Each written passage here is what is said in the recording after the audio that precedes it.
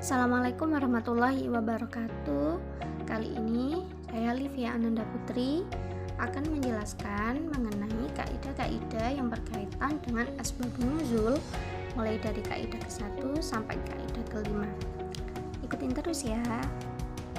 Oke teman-teman, sebelum melanjutkan ke pembahasan kaidah pertama dan seterusnya, di sini saya akan menjelaskan mengenai pengertian dari asbabun nuzul.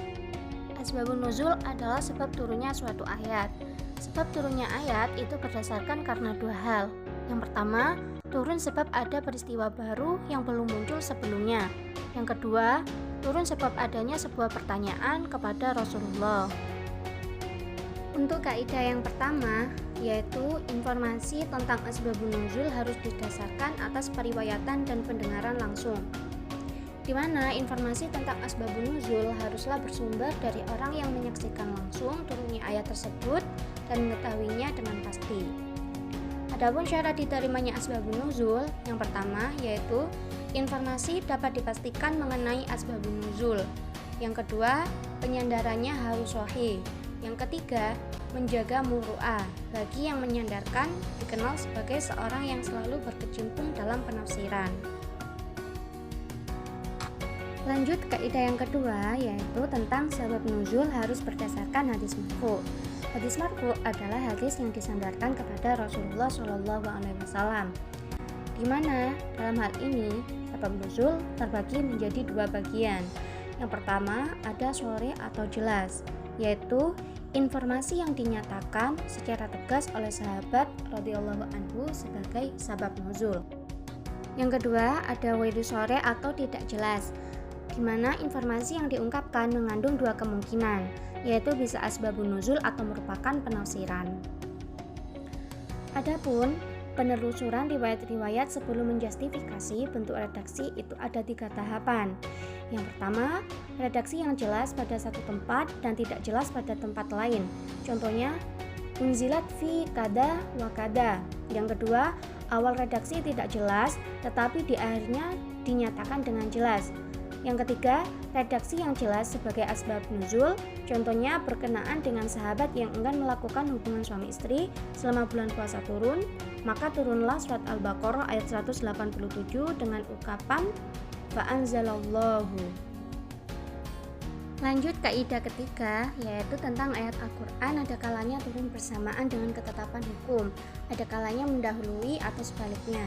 Dalam hal ini, ayat-ayat Al-Quran ada kalanya turun dengan membawa ketetapan hukum disertai perintah untuk menjalankannya, yaitu hukum itu dimulai dengan turunnya ayat yang menerangkan.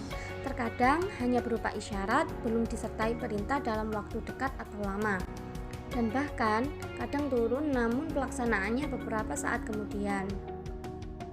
Contoh-contohnya, yang pertama, ayat Al-Quran yang turun disertai ketetapan hukum, contohnya seperti hukum minuman keras dan kewajiban puasa. Yang kedua, ayat yang turun mendahului ketetapan hukum, contohnya seperti zakat fitrah dan sholat id. Yang ketiga, ayat yang turun sesudah penetapan hukum, contohnya seperti tata cara wudhu dan tayamum. Kaidah keempat, yaitu pada dasarnya ayat tidak turun berulang-ulang. Maksudnya, asbabun nuzul dikatakan berulang berdasarkan adanya beberapa sebab turun dari ayat itu. Hal ini dikarenakan sebab-sebab turunnya ayat tersebut jika redaksinya benar dan jelas sebagai asbab nuzul, jarak waktu terjadinya berjauhan yang menyebabkan tidak dapat dikatakan bahwa sebuah ayat turun setelah semua sebab-sebab itu. Maka pada kondisi seperti ini tidak ada jalan lain kecuali menyatakan bahwa ayat ini turun berulang atau ta'addul an-nuzul.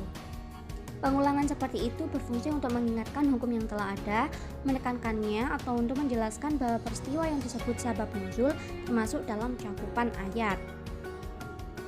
Seperti periwayatan tentang surat Al-Rum ayat 1-4 yang menyatakan bahwa ayat tersebut turun di Madinah sebelum hijrah.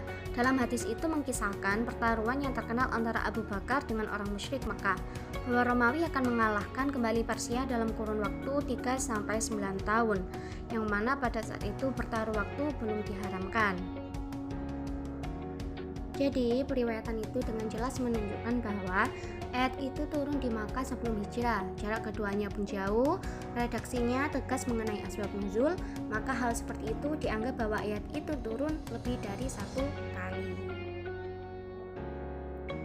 Oke teman-teman, lanjut kaidah kelima yang menjelaskan bahwasanya ada kalanya sebab nuzul satu sedangkan ayat yang turun banyak atau sebaliknya.